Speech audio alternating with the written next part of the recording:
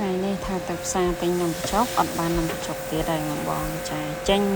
ការខាត់ណាឆាមួយសាច់ជ្រូក3ជាន់ទៀតហើយបងអើយចានិយាយទៅcancel រហូតបងខ្ញុំដំតាមឲ្យខ្ញុំអស់គ្នាបងនេះរត់ទិញនំបញ្ចុកទៀតហើយបងអើយចាខ្ញុំហៅទៅទិញនំបញ្ចុកខ្ញុំមកស្លទឹកនំនេះទិញ3ថ្ងៃបានទេណានំបញ្ចុកអ្នកស្រុកនឹងចូលចិត្តនំបញ្ចុកម៉េចហើយខ្ញុំទៅចូលចិត្តអ្នកស្រុកចូលចិត្តជាងខ្ញុំទៀតទិញអត់បានទេ3ថ្ងៃហើយឥឡូវឆានេះទៀតនេះមកទុកចូលច្រើនថ្ងៃពេកមិនទិញសាច់ជ្រូកមកឆាមួយផ្កាទៀតហូបពេលទៀតឲ្យសិនណាខ្វាយខ្វល់ចឹង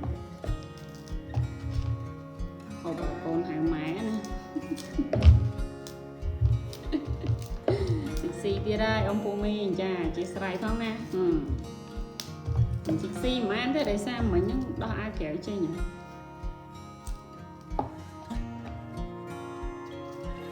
ឆាការខាត់ណាខ្ញុំថាទិញនំបញ្ចុកប្រហែលថ្ងៃអត់បាននំបញ្ចុកទេ3ថ្ងៃណានិយាយមែនណា3ថ្ងៃហើយ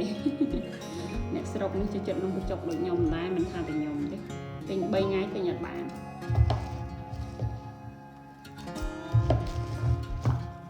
អានេះកាត់វាចឹង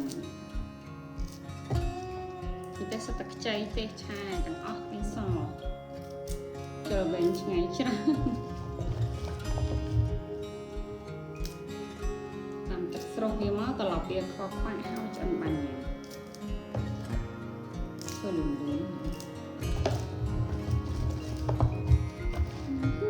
កូនបើខ្ញុំដេកហើយបានស្ងាត់តចាមិនមែនកូនបើអានោះគឺជាមេរបស់ខ្ញុំម៉ែអើយគីឡូឡើងណាស់អ្នកថ្លៃមើលរូបរាងជ្រូកថ្ងៃមួយខ្វាយខ្វល់ទៅនឹងហូបទៅញ៉ាំបងអើយស្អីទេ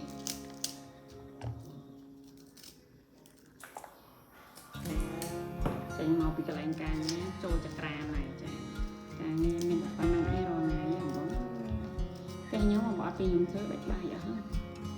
ដាច់មកដាច់ហើយ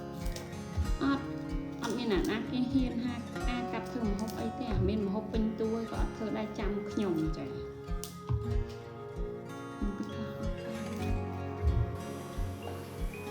តែធ្វើមិនចាអានេះតួនាទីដែលមិនអាចកិច្ចបានណាមកច្រែកឧបបន្លែច្រើនតែខ្ញុំចូលចិត្តបន្លែអំបងចាពីទៅមកទៀងហ្នឹងមានតែខ្ញុំឯងដែលជួយចិត្តបន្លែជាងគេក្រៅពីហ្នឹងអត់ទេទាំងយាយទាំងប្តីទាំងកូនខ្ញុំជួយចិត្តប្រសាទខ្ញុំអត់ទេជួយចិត្តជាងគេគឺបន្លែចាញ៉ាំបន្លែបានច្រើនគឺល្អដល់សុខភាព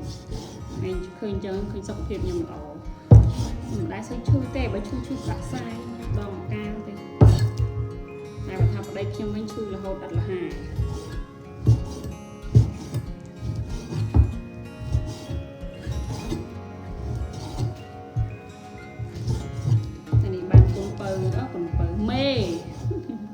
មេដេកទៅក៏ស្ងាត់ថាមេអត់ដេកចាហាត្រៀម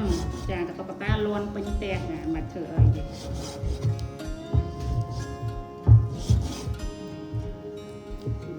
ាខំបាក់បានញ៉ាំមិនសូវខ្វាយខ្វល់ច្រើនតែខ្ញុំមកមិនដឹងម្នាក់ឯងឬក៏ពីរនាក់អីស្រួលតែឥឡូវបងថ្លៃគាត់មកហូបថ្លៃដែរនៅជំនាញណាបងថ្លៃបងបកកើតគាត់មានចំណូលហើយ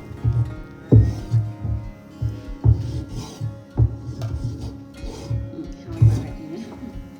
លឿនណាស់ឆាទេមានលឿនខ្ញុំធ្វើតែមុខទេមុខផ្ទះខ្ញុំគឺច្រើនមុខអត់មានអ្នកហូបតាមខ្លាំងពេកភ្ញាក់មេក្នុងរឹងឡោ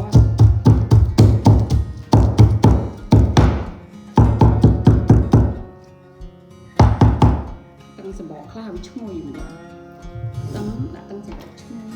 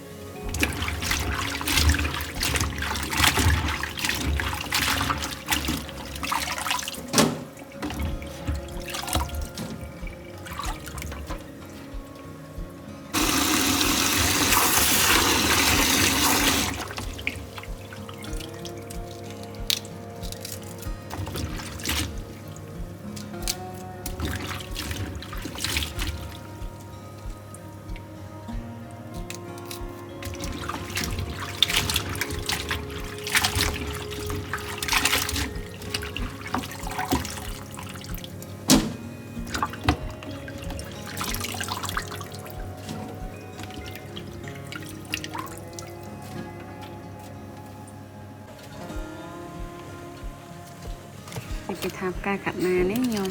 ឲ្យតែខ្ញុំឆាស្រស់វាសិនណាបងចាស្រស់វាអស់ស្ពណ៌បន្តិចមកពេលយើងយកទៅឆាវាលឿនណាគ្រាន់តែកូរសាច់ដាក់គ្រឿងចាក់ផ្កាចូលត្រឡប់ពីត្រឡប់គឺឆ្អិនបងចាខ្ញុំឆាតែចេះផ្កាបងចាន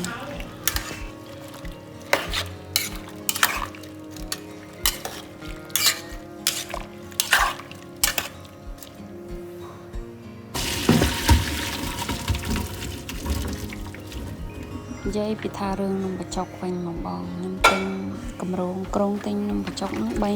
ណាមួយស្លទឹកនំចាទិញអត់បានទេចាថ្ងៃនេះខ្ញុំថាទិញទៀត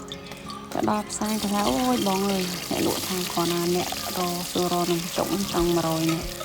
ខ្ញុំក៏លឺចង់ងាប់ហើយដឹងតែអត់បាត់ហើយប៉ុណ្ណេះមានអីចាមកផ្ទះបដោយទិញមកតាមផ្លូវហ្មងតោះចាអ្នកស្រុកនិយាយមែនចូលចិត្តនំបញ្ចុកដូចខ្ញុំដែរមិនថាខ្ញុំតែទេចាតែនំបញ្ចុកហ្នឹងប្រចាំតកោណាមកផ្ទះសង្ឃាចូលចិត្តទាំងអស់គ្នាបងចាគេទាំងខ្ញុំចាចូលចិត្តណាស់នំបញ្ចុកស្លខ្មែរហ្នឹងបើខ្ញុំវិញកម្រងគ្រងទិញ2-3ថ្ងៃហើយទិញអត់បានទៅទិញទាំង3ថ្ងៃអត់បានទាំង3ថ្ងៃចូលស្អែកឡើងទិញទៀតចាំមើលបានអត់មើលទៅមើលបាននំបញ្ចុកហូបអត់មើលទៅចាបើថាមិនបានទេបងចាំតាមដានវីដេអូនឹងទាំងអស់គ្នាចាបានដឹងហើយបងឃើញវីដេអូចាshare នឹង like follow page ឲ្យម្នាក់មួយផងបងចាហើយបើសិនជាបងអ៊ំពូមីចាឃើញនៅក្នុង channel YouTube របស់ខ្ញុំបងជួយ subscribe ឲ្យម្នាក់មួយផងបងចាវីដេអូចាគឺឃើញចេញឲ្យបងមើលរាល់ថ្ងៃបងទុកជាការអបសុខចាបាត់ការអបសុខពេលណាដែលបង stress អីចឹងចាមើលខ្ញុំធ្វើម្ហូបដើរផ្សារអីចឹងតែយកកាត់ stress កាត់សាញអញ្ចឹងទៅឃើញទៅដើរដូចខ្ញុំដែរអញ្ចឹងណាបងចាចឹងបងចាខ្ញុំសូមបញ្ចប់ការបញ្ចូលសលេងប៉ុណ្ណេះបានណាបងស្ដាប់សលេងស៊ីនម្ដង